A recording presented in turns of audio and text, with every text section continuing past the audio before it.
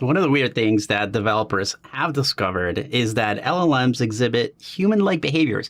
And it's strange that they don't always understand why they behave like us. And I've got just the expert to talk about this. So Sadie St. is a principal at SSL Innovations and the founder of Women in Data with more than 60 chapters in more than 55 countries.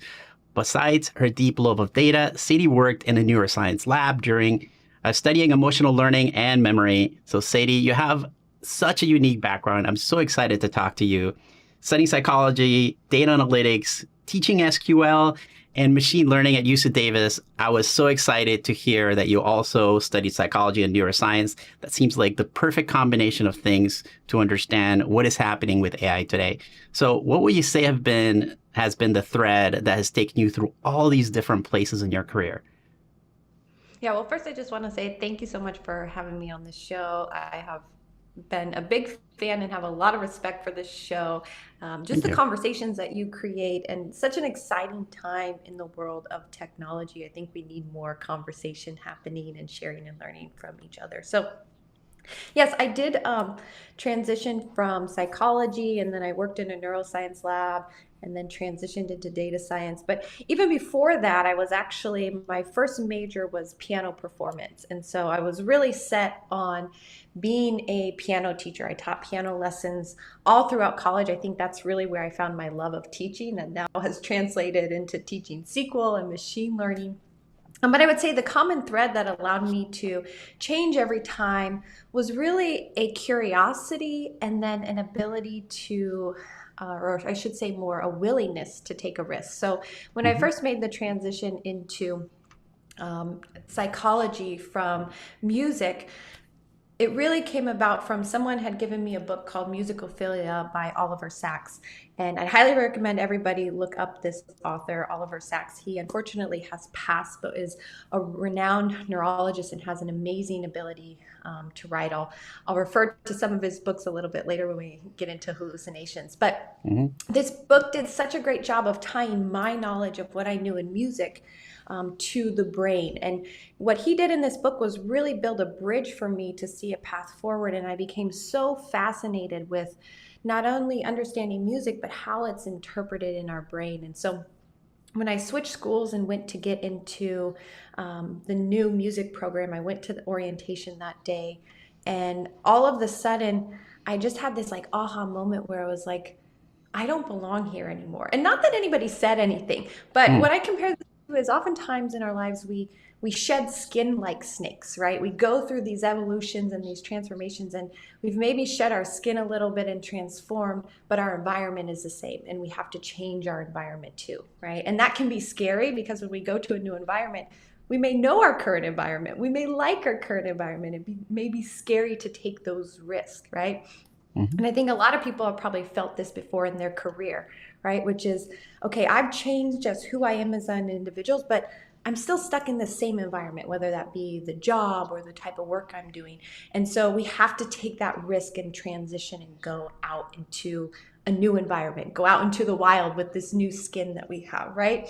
So what I did was I left mid orientation and said, you know what? I'm not going to do this anymore. I'm going to go home, get on my Wow. computer, and figure out how to change my major. And I did, right? So I changed my major to psychology, had the opportunity to work in a fish lab of evolution and ecology. And then I transitioned to working in a neuroscience lab studying emotional learning and memory, which will tie into some of the algorithms we use today with neural networks that I'll talk about a little bit later. But when I was working in that lab, I again had that uncomfortable feeling where it was like, okay, I love this. I've learned a lot, but I don't belong here anymore Mm. because I was working in a dark basement, taking care of rodents, and then unfortunately having to kill the rodents. And I was like, I don't like this. This can't be my life. What do I like about this job? And what I realized I liked about the job was data. I loved Mm. analyzing data, I loved the science of it. And so I joke that I went home to my most trusted advisor at the time was Google, and now it dates me, right? Because now my most trusted advisor is ChatGPT, That's right. right? That's right. So it dates me about the tools we had at this time. And I found this term data science, and I was like, started reading about it, fell in love, and was like, that's it, that's me. Went in that Monday, quit my job at the lab, and tried to find a job in data, which I then ended up getting. So, what I would tell people is one, those little voices in your head that are like, something isn't right, I need to make a change, listen to those voices. And secondly, be curious, right? Read new books, explore new areas, see how they tie together, because your curiosity will drive you to where you need to be and where you want to be. And then don't be scared to take that risk. It is so scary to make that transition because you're going out into a new environment. But that is how we grow. I love planting plants today. Hmm. And what I've noticed with my plants is sometimes they grow and they get a little too big for their pot, right? And so you have to transition them, and they get a little wilted when I transition them, but eventually they find their grounding and they're stronger than ever. So if you're growing out of your current pot, don't be afraid to change pots and grow. Um, Let your curiosity guide you, and don't be afraid to take risks.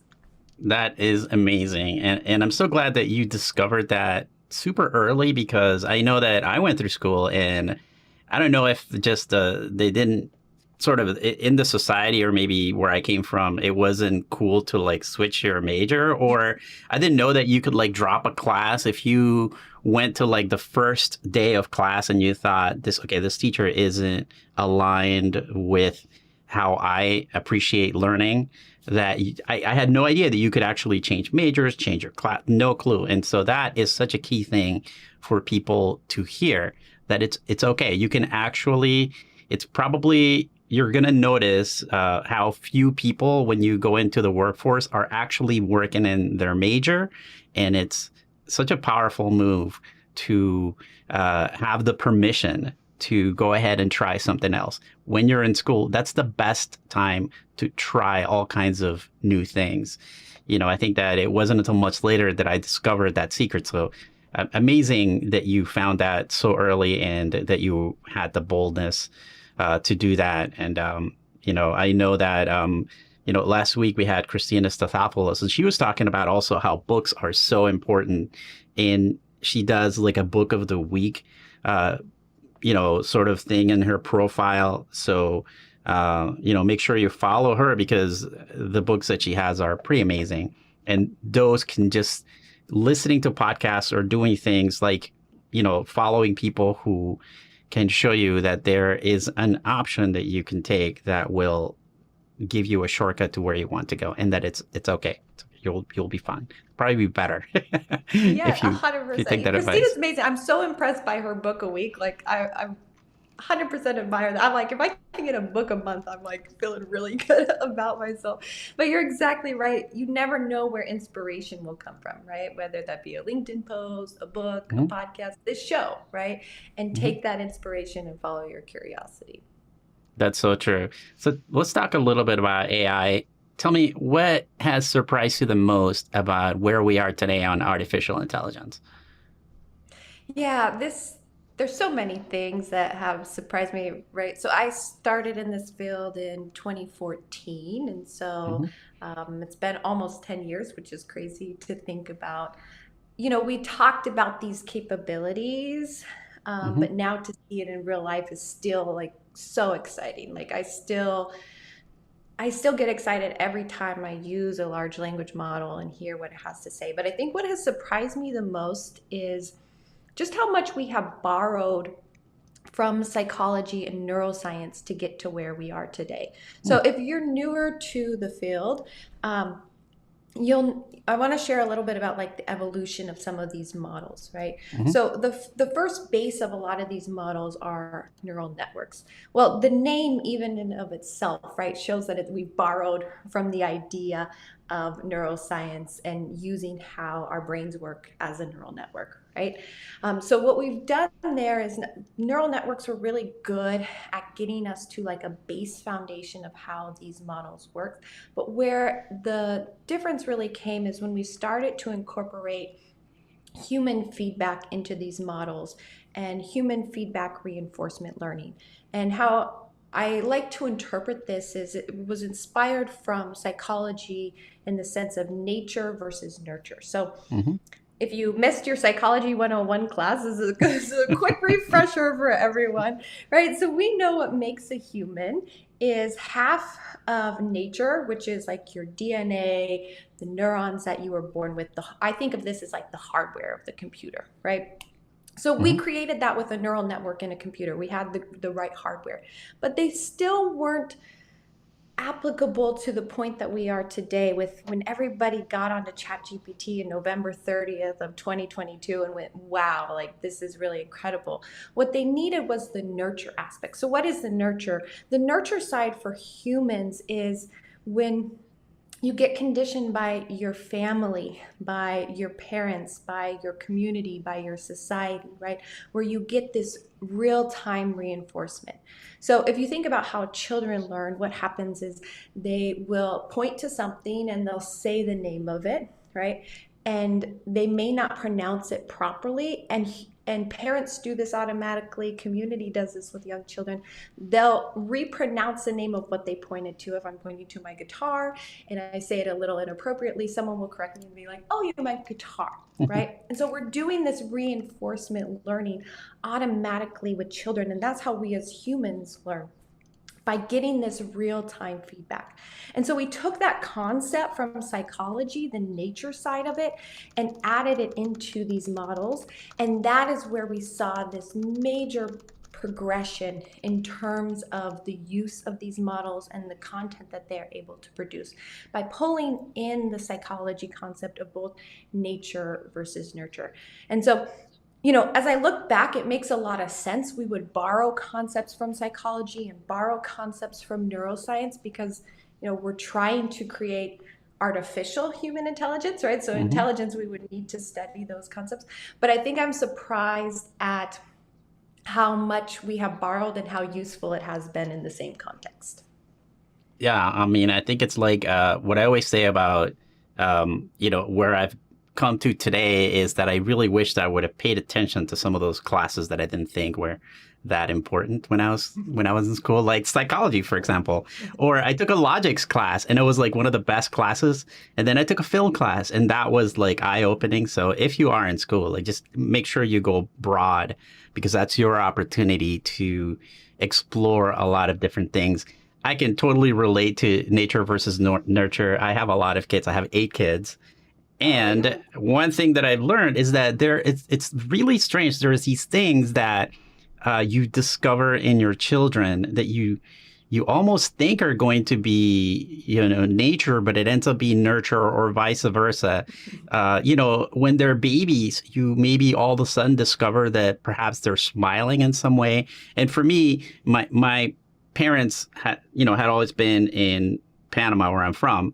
Uh, but to see things that they did that I was sure didn't happen as a result of them spending time with my grandparents was really surprising because I thought, well, that smile that they have or the way that they're laughing, I thought that that would be something that they learn, but it ends up being that it's somehow some sort of, I don't know what, genetic thing. And I think that perhaps that's kind of what's happening with the AIs. Like the things that we thought were just a result of, human creativity are being discovered to be things that could be made into algorithms. And we are, part of my introduction was saying that we don't, scientists are not sure, developers are not sure why the, LLMs or the AIs are behaving like humans. And I think part of it is that like the DNA is the language, it comes from language and artificial intelligence and neural networks. And we're discovering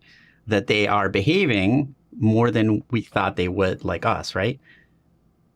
Yeah, I think there's two things. One is I hope that as much as computer science and machine learning has borrowed from neuroscience and psychology, I hope that it goes back the other way now too. I hope that these algorithms can help us uncover and learn more about ourselves as humans too, right? And I think this will happen. I don't know if we're completely there yet because there's a lot of our brain even yet that we still don't understand and that we don't know that I think it can help to uncover.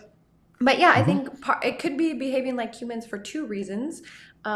One, because we designed it that way. We're trying to Mm-hmm. copy humans human brains. But I think the other side of things is, that reinforcement learning that we're providing it, right? Hmm. We're providing it rewards when it does behave like humans, because we love as humans to interact with other humans. We're social creatures. Hmm. Some of the things I've heard individuals say about using large language models is, well, we were talking about how nice they are, which we really love That's prior to right. the show, Yeah. but more importantly, just how much joy it brings. And they're like, I had a mentee tell me the other day, she's like, I literally like cried and said thank you to it because I was just like so happy with what it That's provided, and true. I've been there myself as well, right? And so I think a lot of that comes from the enforcement that we're providing to these models. Just as we do with children, when we give that positive reinforcement, they want to do more of what is bringing joy and getting that positive reward. Yeah, that's pretty amazing. And I know that a lot of the prompts are even sort of they mimic that. And when I was reading like the papers about how they were developed and them being based on language and basically being like a predictive model, they're trying to figure out, in a sentence what words should come next when they are first sort of there's 4 or 5 different phases of the programming.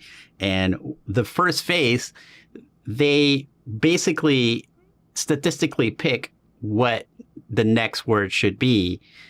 But, in terms of accuracy, that particular version of the model can only reach like 3 to 5%, sort of accuracy on what people consider the proper answer to be.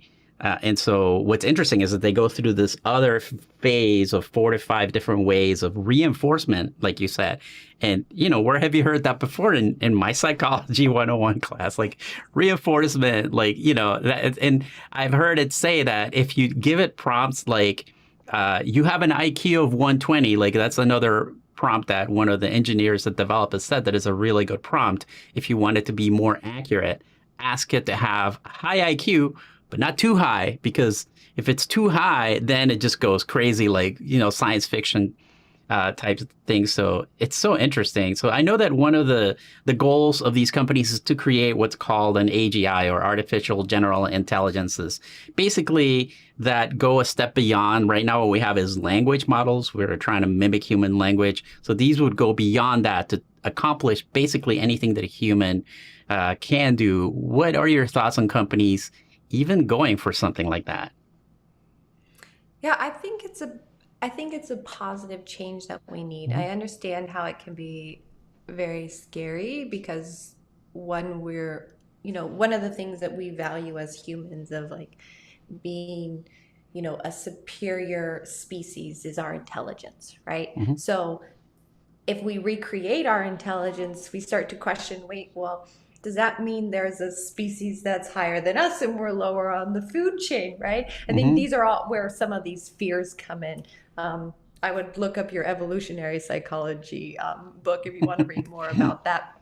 But I think this is an overall positive because we need to be able to have machines do more. And one of the concerns that have been raised today is the decrease in fertility rates and how much longer we're all going to live. And so where this takes a long time to be able to see the effects of, but there are certain countries that have started to see some of the effects in this. And like, how do we start to care for older populations when we don't have as many in the workforce and younger populations being able to care for these individuals? And so we need to be able to have more efficient machines to be able to not only care but produce work that is Hmm. viable and that we can use. And so I think that what we're going to enter really is an age of abundance, right? An age where if we can have machines do a lot of the tasks that we do today, one, it allows us to do what brings us the most joy as humans, right? And not doing the mundane day-to-day tasks,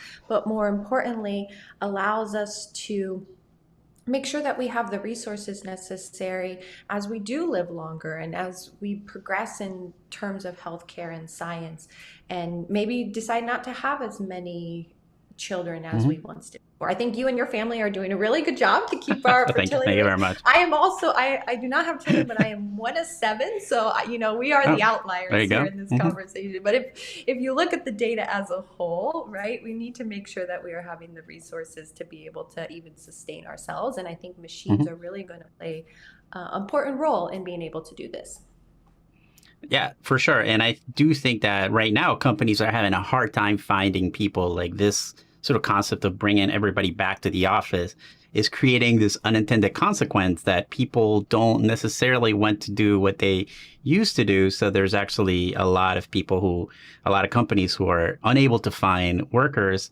So I think that, there's going to be a lot of jobs generated, but also a lot of, companies looking for ways to be more efficient. So it's kind of like the perfect storm of everything.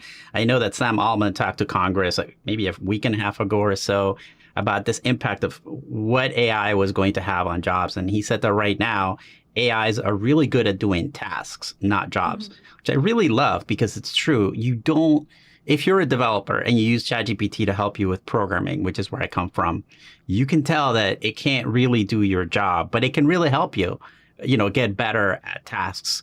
So what do you think this real impact will be on jobs, especially for people that are maybe doing more repetitive tasks that AIs are going to be good at? Yeah, so I think it's important to know that AI will impact all of our work, right? Hmm. So just in the sense that, and I do love the distinction between a task and a Hmm. job, right? There are so many things. I would love individuals to go through the exercise of writing down like what you did every half an hour in your day, just to kind of get the breadth of what is you and what it takes to either do your job or to be you, because I think you'll realize there's so much more. Yes, you may be a programmer, um, but there's so much more than actually writing code that you do to Hmm. do that job, right? And so I think it's important to distinguish what is it that AI does that is really good, and then what is it that we as humans do? What is our strength? And how do we merge these two together? So when I say that AI will impact all jobs, what I mean is we will all be working alongside and with AI in some sphere. Just as if we flash back to like the 90s or early 2000s, we didn't use technology was not integrated into every part of our life like it is today, right? Hmm. They did not, when I was a kid, they did not have an app for McDonald's that I could order on my phone and have voice recognition technology, right? But technology has integrated into every aspect of our life, and AI will do the same, right? So I really encourage people, a recent report came out that only about 14% of Americans have tried a large language model. I think that number is way too low. I would really encourage more people, if you haven't started working with AI in some aspect, at least begin, right? Because Hmm. someone once said, AI will not take your job, but maybe someone who uses AI will. And so I think that it's important for all of us to start to get familiar with working with these machines, giving them our own reinforcement of how we want them to work, because it will impact how we work moving forward. That's so true. And I think that you and I were talking before, in the what I call the pre-show, on the fact that AI has been so impactful in helping you perhaps with some of, I always feel like I am not as good a writer as I could be. But honestly, I remember one of my daughters not being able to type coherently on her phone or just spell things out. And by having all these things that help us autocorrect, do better grammar. I think you mentioned that you sometimes ask the AIs to like, sort of review the work that you've done, that's really helpful.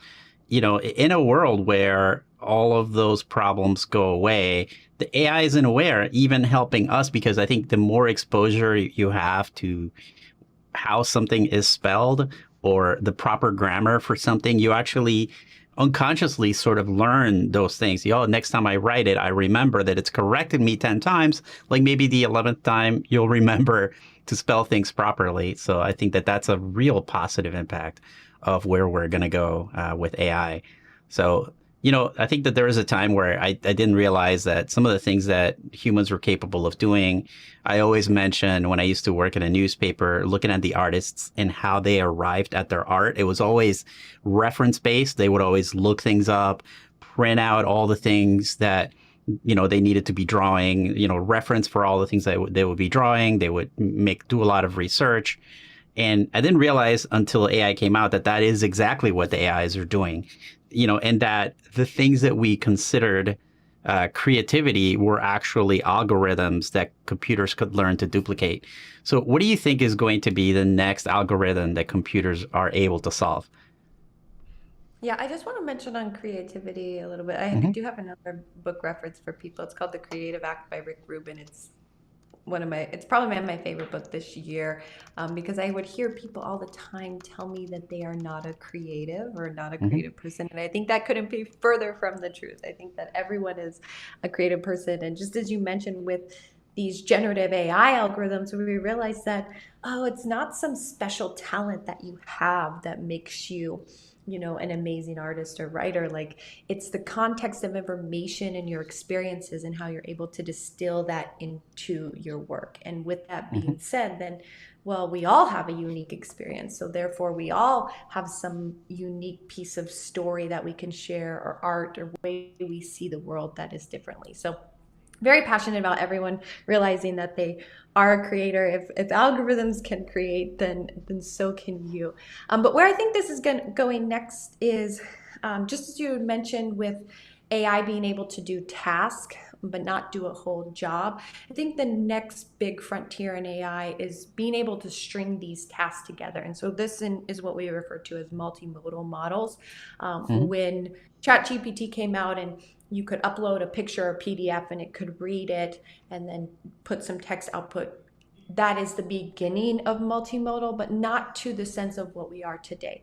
So again, comparing it back to an individual, we have five pieces of data inputs. So when I think about our system as a human, we have five data inputs. And what are those five data inputs? Well, those data inputs are our senses, right? Those are inputs Hmm. of what we see, what we hear, what we taste, our touch. Those, if you're a data governance person, you're like, what are the data sources? We need to trace this back. Okay. As a human, your data sources are your five senses. And what makes us amazing as humans is we are able to string those senses together into models, right? So I think we're going to see that we have the language aspect, which you could think of that as somewhat maybe as sound if you put it through that aspect. What happens now when we start to string these different tasks together so that we can get to a true um, artificial general intelligence? I think that will be the next big aspect. Yeah, I think you're totally right. The multimodal aspect, which we haven't really seen completely kind of expose and solve in things like ChatGPT. Although the model itself is capable of multimodality, the application doesn't have that yet. And so we're seeing the beginnings of it. We're seeing things that can create art, but not necessarily things that can process art. And some of that stuff is pretty amazing. The ability of ChatGPT or the GPT to understand why something is funny. If you look at the papers that they have on this, to understand and explain why a photo or a meme is humorous, that's amazing. Because again, you don't think of that as being something that computers should be able to do. So I think it's maybe the lowering of the barriers, because I feel like like you mentioned this, that most people are a lot more creative than they think. But they maybe can only draw stick figures, and they go, oh, I can't draw, I can only do stick figures. Well, all that is gone now. You can draw amazing things, and it's all going to be based on your ability to sort of think of things in your brain and have the computers actually do the mechanics of drawing it. So once you give yourself the ability to draw like, Da Vinci or whomever you want, what's your creativity like? And I think that that's where we're going to discover just a new level of creativity that has always been there, but perhaps the mechanics of it, because like, I mentioned when I was learning English that I didn't think that I was a good writer because I was always getting corrected on whatever I wrote, right? When you have a teacher, that's all they do. You submit a paper You and had it's a like, negative reinforcement model. You needed a new right? model. Exactly. And that's what we I think appreciate about the AIs, that they are so nice. They don't judge, and they are the way that they reply back to you is really amazing. So I think that really is fantastic, and the thing that I hope we see soon. And I think you're right. Multimodality is going to be another game changer, and just it, sort of expose that ability of people to be creative if you all of a sudden take down the barriers of having to actually mechanically perform certain tasks. Some of the most creative people might become, people who perhaps are considered disabled in some way, because now you've removed all the barriers. Maybe they don't have hands, or they can't draw, or, it could be any number of things that are holding you back. But inside your mind is this amazing creative thing. And actually, that's perhaps the failure, or maybe the shortcoming of GPT. And we mentioned how, when it's first born and it's just, analyzing what could possibly be the next word, it's only like 3 to 5% accurate. It has to be trained on what is good. Like, it doesn't understand what something good is.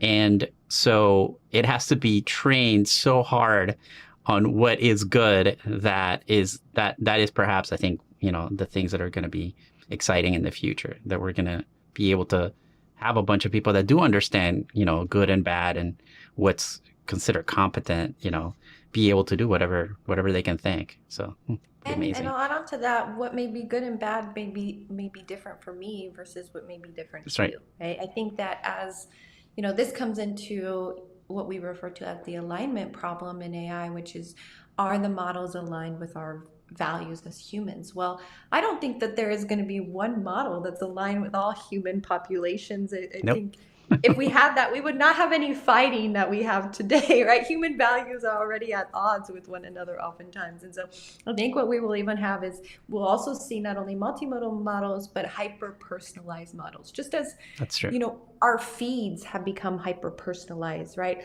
I love my secret guilty pleasures if anyone allows me to watch their TikTok feed, because it is very different from my TikTok feed, and it gives me just a little peek and window into their brain. So just as we've seen hyper personalization through content with algorithms such as TikTok, I think we'll also see them with some of these models, and that will be one of the next steps Mm. we go in. That is super cool. So computers don't really seem to have a problem remembering things, which is great, because you can query them, you know, on things that you forgot, or perhaps you don't necessarily haven't read every book in the world, for example. So but they also consider completing thoughts more important than accuracy. So we see that in a problem that we call hallucinations, right? So based on your background, why is that happening? Yeah, this would be a great. Yeah, I'm so so glad that I have you here, because this is a great question for somebody with your background. So I am all ears now.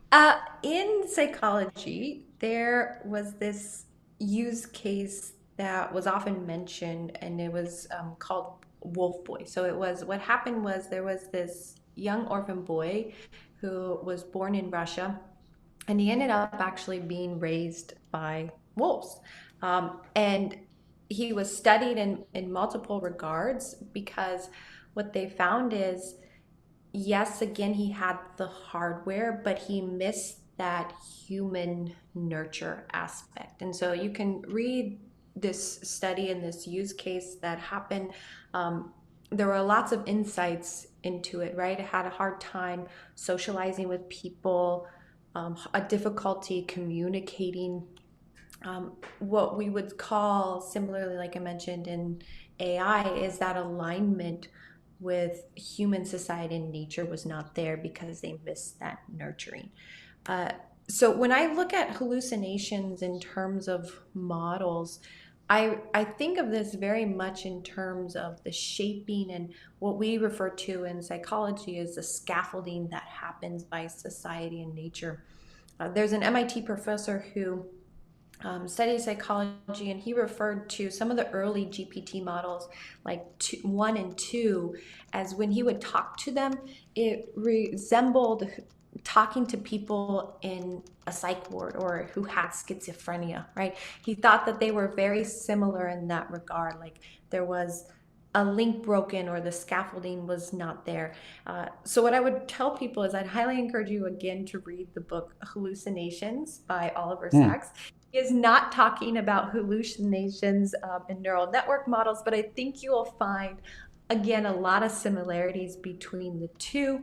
And it's interesting to see these edge cases of how models can go awry, even within our own selves, right? I think Hmm. we can easily blame AI models and be like, they're doing all this crazy stuff. But we as humans also have the opportunity to do that within our own brain. So I think there's, one of the goals that I hope is that through these models, we can actually uncover and learn more about ourselves, right? In some of these edge cases of why these happen. Um, but yeah, I think that hallucinations, you know, is something that we all must be cautious of.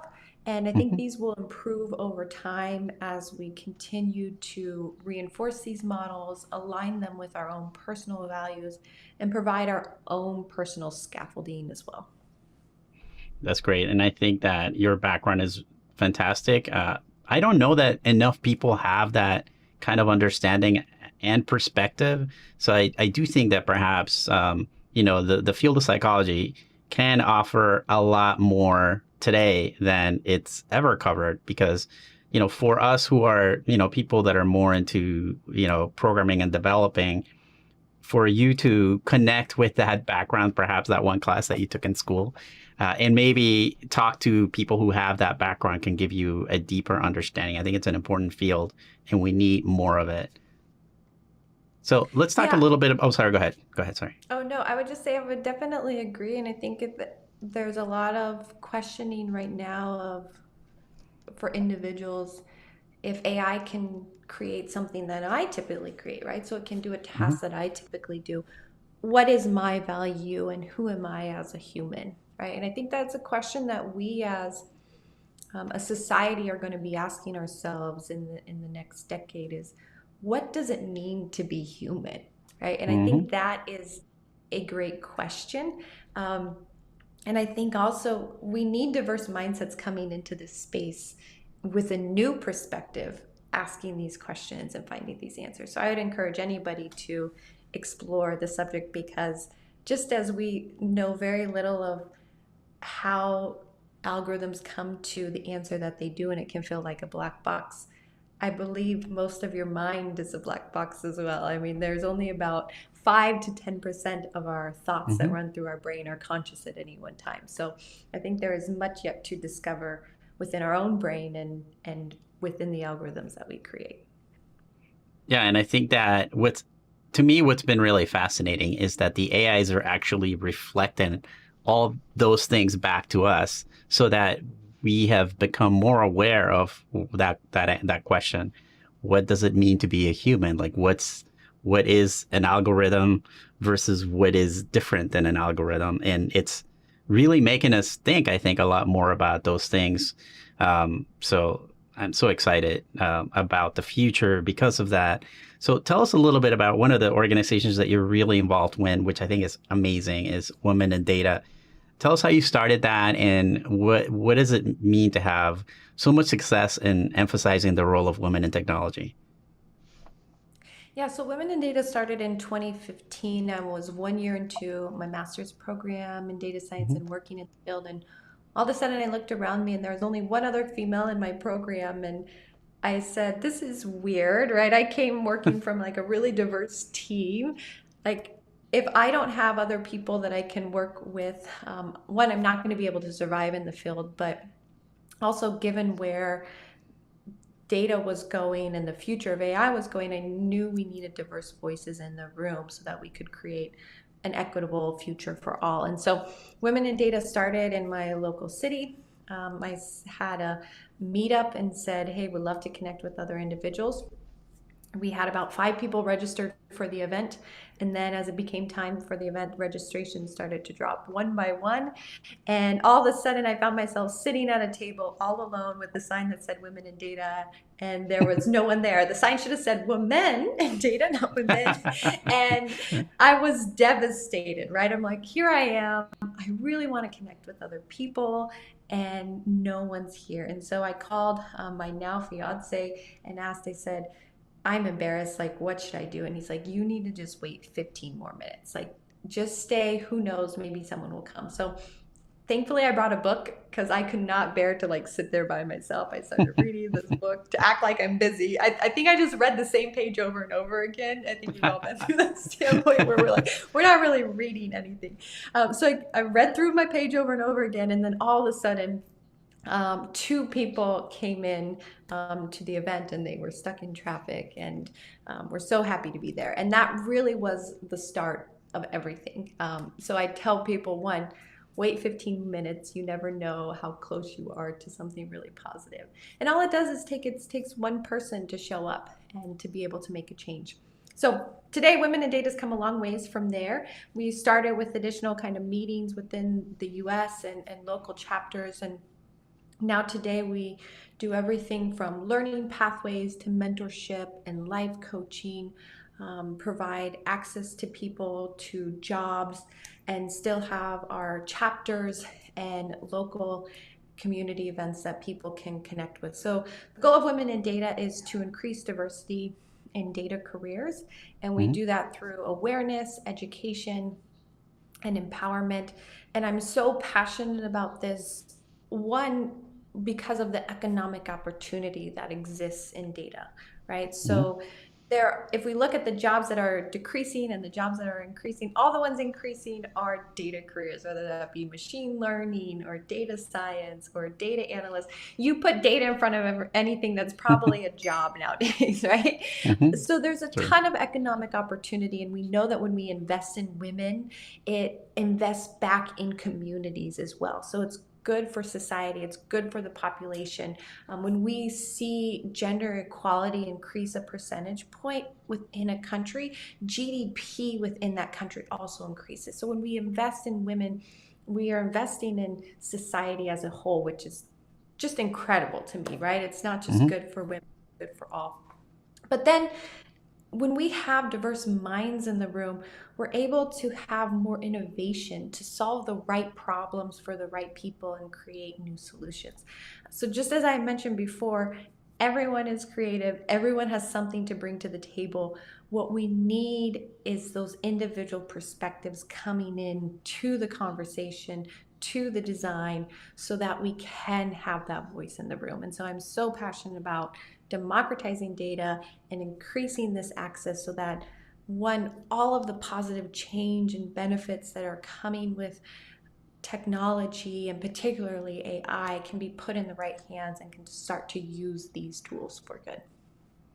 That's so true. And I think that you could see that also even in the AIs, like when the AIs were trained on all the data from the internet, what we got was, as a result, a lot of data that was biased, some of it toxic. And part of the training is training the AIs to maybe ignore or suppress some of that so that they can be better AIs, I guess AIGs, humans, and that totally happens. Like if you have mostly men in an industry, you're going to get a distorted perspective on how things should work and operate.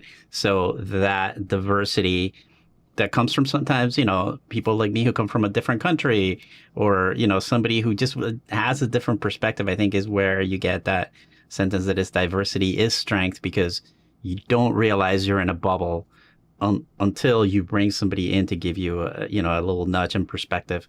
And although AI is helping for us to discover what it means to be humans, I think we need more humans of all different types to be in there and be able to properly, train us and the AIs to be better. I love what you're doing there. Such a fantastic, group. I know that you're also doing something called SSL Innovations. Can you talk a little bit about what you do there that's different?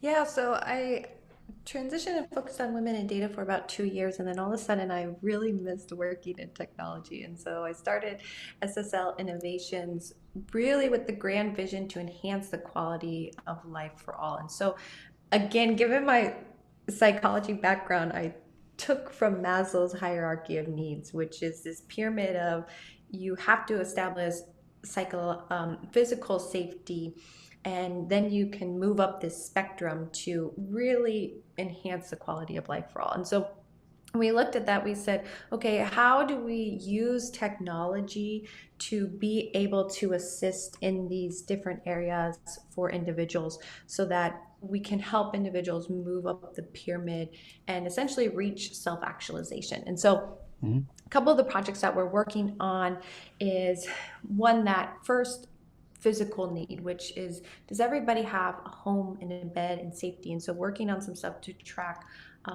bed availability for homeless populations. We also are working on in the field of education and looking at how individuals can upskill and reskill to be competitive in the workforce and transition into what we're calling work 3.0. And then how can we also use AI for personalized learning and data literacy? So I'm very excited about this new venture because I love to start with very grand, broad visions and see how we can incorporate technology really as just a tool to be able to benefit society. I think that a lot of the things that AI sometimes reflects are the things that make us who we are. And I really love that. I think your core, perhaps, gift or skill is that ability to reconsider where it is that you're going and to be able to recalibrate. I think that a lot of times we don't recognize what our skills or talents are. And that is such a great message that I think you need to give out to the world, that it's okay to reconsider, retrain yourself, repurpose what you're doing. And, one of my daughters is a fantastic writer, but I feel like she doesn't know how good she is because she's so good that it isn't until she's able to, see other things that she recognizes her gift. And I really think that of you that, your skill is just being able to reprogram. Not everybody does that. I don't know if AI can do that, but that's really impressive. So I really have a lot of optimism, for the future of AI. It's good to see that you're providing help to others and that you're helping to drive the conversations. That's so important. And it's not something that's happening everywhere. So I think that we noticed that the web, you and I were talking on the pre-show, has been a benefit overall for humanity. It does have its problems. TikTok gets crazy sometimes. I do like that your guilty pleasure is, I don't do TikTok, but I know what you mean because I see them and I go, wow, this is crazy. But yeah, overall, I think it's been a positive thing, the web, as a benefit to humanity. I think that AI is going to be a good thing. What are your thoughts about that in the future of AI? I think we are about to enter an age of abundance. And the reason I say that is as we have machines that can help support us with the tasks that we do, they don't need to sleep, right? They don't need to, they can just run. They need energy. We're going to figure that out. I think I'm really excited about some of the advancements that's happening in energy. But as we work, if we move to working alongside machines, we can enter this age of abundance. And I think that the biggest limitation we as humans will have is our imagination. I loved what you had mentioned before, which is it allows us to unlock this creativity that maybe we never once had the ability to do. I love playing around with Midjourney. I do art, but I'm not very good at drawing realistic art. I do abstract art. And so Midjourney can help me to create those realistic images that I right now do not have the skill set yet to do, right? And all I need to be able to do that is my imagination with what I want to prompt and how I want to prompt. And so I think that this is such an exciting time for individuals because we are just seeing the beginning of what we can create alongside of AI. And I encourage everyone to not only dive into it, but as you had mentioned, I'm able to reprogram myself, but all of us are able to reprogram ourselves. So we have this amazing ability within our brain called neuroplasticity, which means your brain can change at any time and it doesn't expire. Your brain can change at any time until the Mm. day you die. And so I encourage everyone to tap into your neuroplasticity, to reprogram yourself or download a new version, start to test and play around with these tools, and let your imagination go wild. Get curious, make mistakes, take risks. Like, it is going to be an exciting future that we partake in. And I hope that everyone is a creator within this future that we live in. Yes, and I think that what they should especially learn from you is that you have permission to go be that thing that you didn't think that you could be creatively. The other exciting thing I think for me is the ability of these AIs to train us in different ways. We mentioned how it seems to me that whether we know it or not, I'm probably better at spelling once, certain words have been corrected several times. We are experimenting with AIs, how, the grammar should work. And, one of my favorite prompts is asking, ChatGPT to critique my writing work because it's very insightful. And I think that we're going to see that the AIs are actually going to help us be better, not just more productive, but actually maybe have an understanding of where we think we are weak.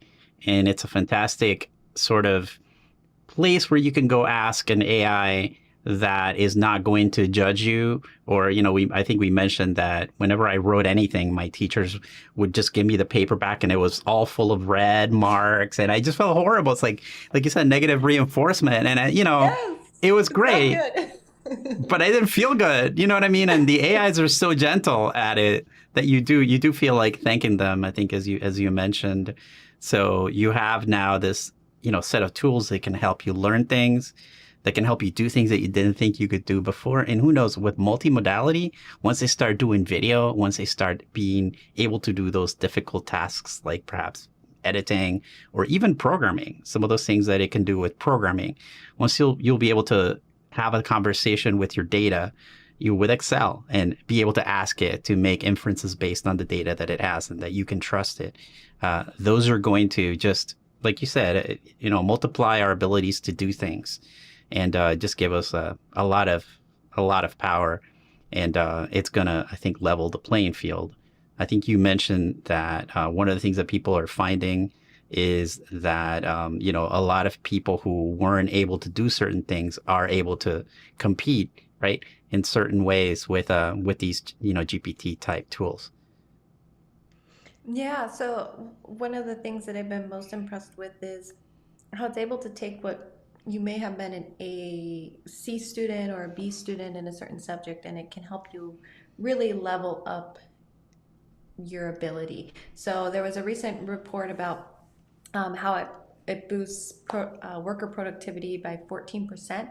I think the really exciting thing about this report and this study was it didn't take people who were already the best performers in their job. It took Hmm. average people and the people who were the least skilled workers and allowed them to step up their ability. And so to me, this is so exciting because I think we all have areas of our life where like, oh, I'd really like to improve in this area. And to be able to have that little bit of assistance will Hmm. be really helpful. And I also look at this from a standpoint of maybe individuals who haven't had the access to the best education or the best resources, right? Is AI something that can work alongside them to help boost their knowledge and awareness and productivity in ways that we couldn't provide before. And so I think there are going to be a lot of benefits from this as long as we are open to exploring and learning new things. Absolutely. And I know that you were very nice when we first met, and you mentioned that like the questions that I prepared for the show. So this next question is probably my favorite. So if you were starting from scratch today, fresh out of high school, or either your psychology BA or MS in analytics, would you do anything differently, like having ChatGPT perhaps or some AI? How should a new generation think about a career path based on what you now know today about AI? Yeah, I love this question so much. I can't give anybody any recommendations on like do these jobs because these will be the best ones. There are reports. If you want to look at the best jobs, go look at the jobs report Mhm. from the World Economic Forum. It's great, but I would keep the principles of what I do the same. So if I was starting again, the principles that have served me well in my life, and I believe principles will serve all of us as individuals well, no matter how environments and technology change. And that principle is to follow my curiosity. So that's what I would encourage individuals to do, is to follow your curiosity and to try as many new things. I like to say the best way to find out what you want to do is to find out what you don't want to do. So thought I was going to be a music teacher. I went and substitute taught classes in high school and I hated it, right? I found out I did not want to be a high school teacher. Okay. So the best way, I tried it, it didn't work out. That's okay. Moving on to find the next thing. So I would say number one, follow your curiosity, follow your bliss. But I would say for everybody, work with AI, work with it early, work with it often, whether that be, you know, a chat GPT or BART model or a large language model or some, there's a new tool coming out every week. Test it out and incorporate it into your life. And then the last thing, which is probably the most important that a principle I would do again, is have a vision for your life. So when I was a child, I wrote a letter to my future self. So when I was 10 years old, I wrote a letter to what I thought was the oldest version of myself I could be, which was 30 years old, which I have now passed. But that ability to say, hey, I don't know exactly where I'm going to be in the future, but this is the vision of what I want to be. It is amazing how all the pieces will come into place to help you be able to achieve that vision. And you can change the vision at any time. That is completely okay. There are no mistakes. But have a vision of your future self or what you want to create, because that will allow you to expand and become bigger than maybe you even thought was possible.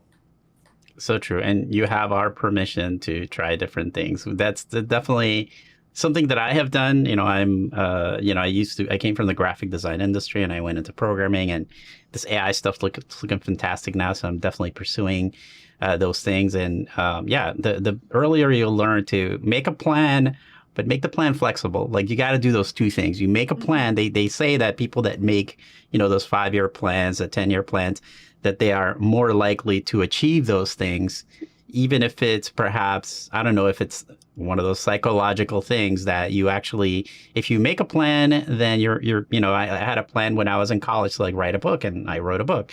And I had a plan to, make a certain amount of money, and I went through that. And like all those things that I had written when I was in college came to fruition. I don't know how much of it was the plan, or the fact that internally I had internalized those goals.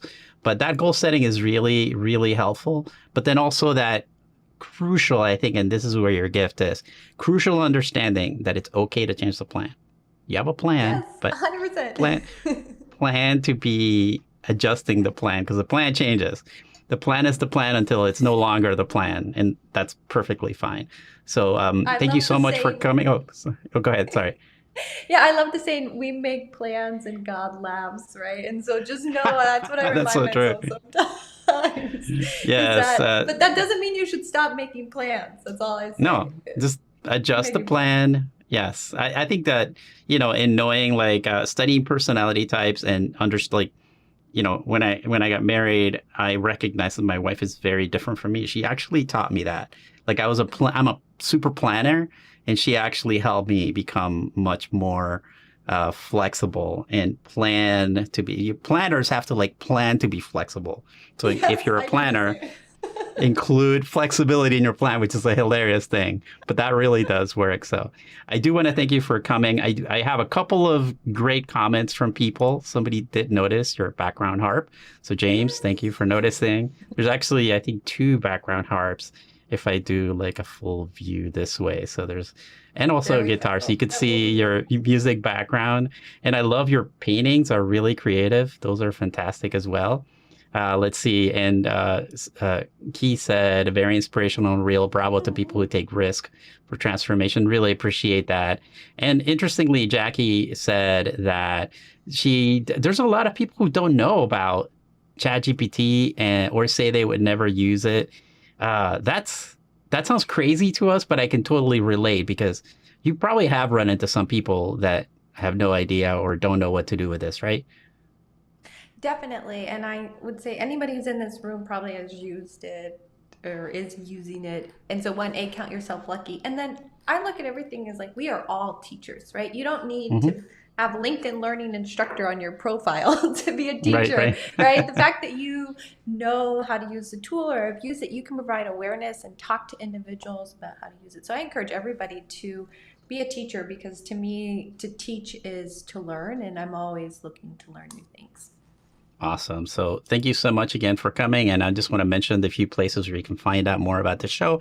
We have a LinkedIn page that you can subscribe to and be notified of the news and the people that are coming on the show, a newsletter that has all the show notes. So if you missed the link, I have probably links that I didn't share with everybody. So if you sign up for the newsletter, you'll get an email with the video where you can watch the video of the show, plus all of the links and everything, the sort of key points of our discussions. It's like a great thing to sign up for.